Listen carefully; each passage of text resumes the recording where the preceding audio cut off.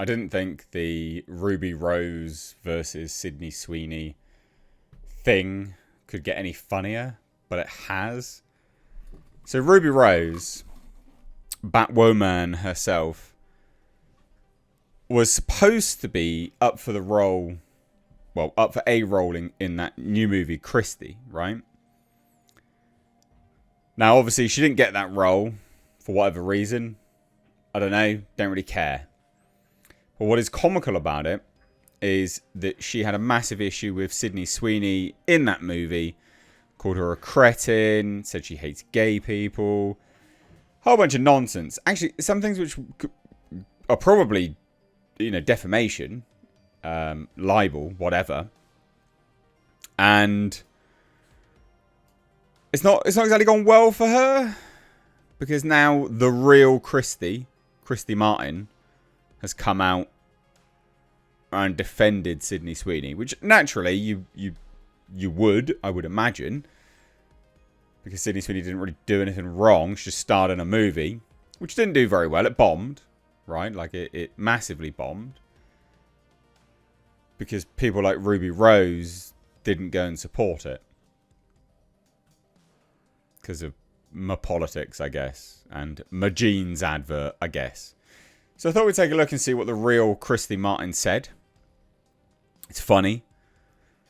Before we do, if I could just ask you kindly, please do consider hitting subscribe. It'd be really good to have you here more often if you're a returning viewer that's not yet subscribed. So, let's take a look. I mean, you can see from the headline here, psychopath. Psychopath. What a brilliant headline. What a brilliant headline. So, let's take a look. The real-life boxing legend behind Christy has stepped in to defend the Sweeney herself after Ruby Rose publicly attacked the actress over the film's box office failure. So Christy Martin speaks out following days of controversy surrounding Christy's underwhelming $1.3 million debut and Ruby Rose's harsh comments. Christy Martin took to Instagram to back Sweeney, calling her both a friend and an ally. There's nothing to indicate Sydney Sweeney hates gay people, right? Like, that's just weird.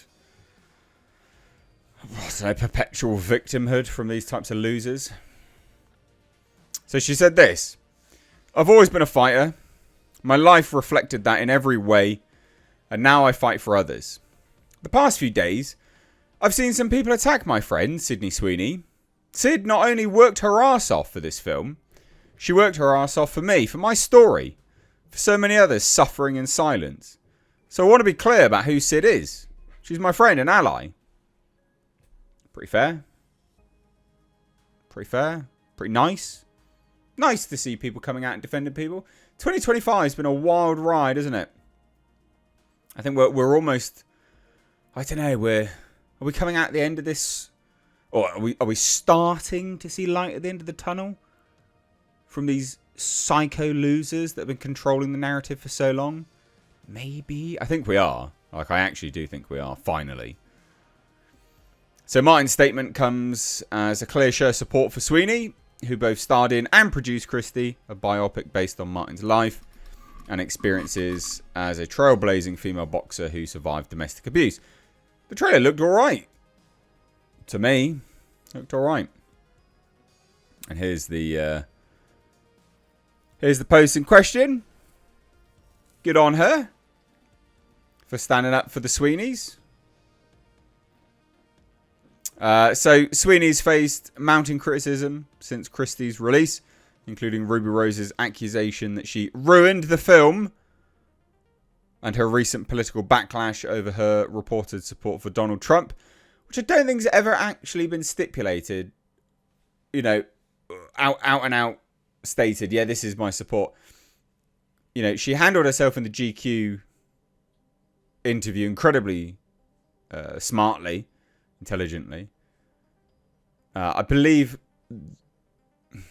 the perceived political situation, her perceived politics, is just that, perceived, because I think her family's registered Republican or something like that. Just like, grow up, man. Grow the fuck up, you childish tits.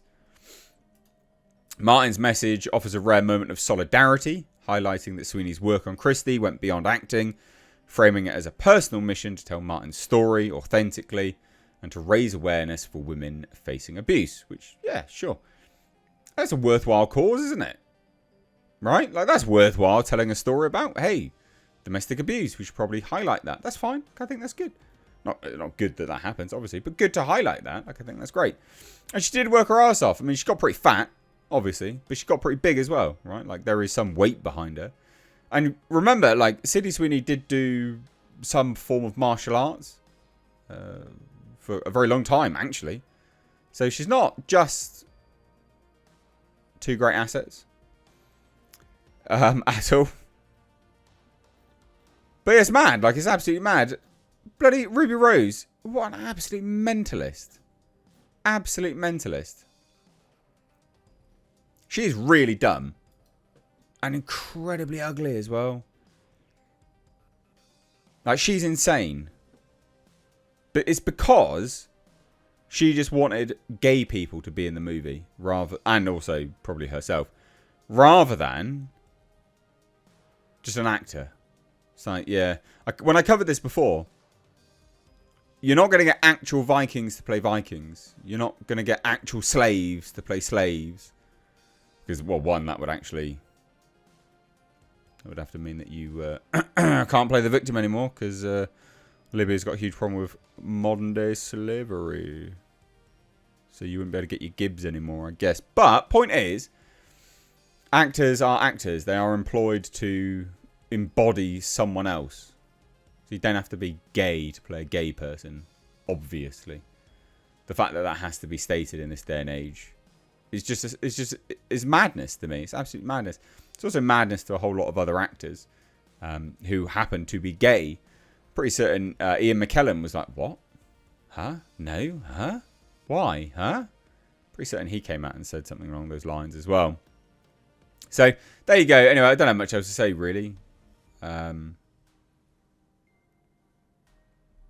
She got defended. That's cool. It's nice. It's a big backfire on Ruby Rose, a person that has not had... It's very funny that Ruby Rose, this pleb, was criticising someone else's box office performance when... I cannot remember the last time Ruby Rose was in anything. Like, Batwoman, sure, but like theatrically? Aside from John Wick 2, is there anything? I can't remember anything. Hypocrite.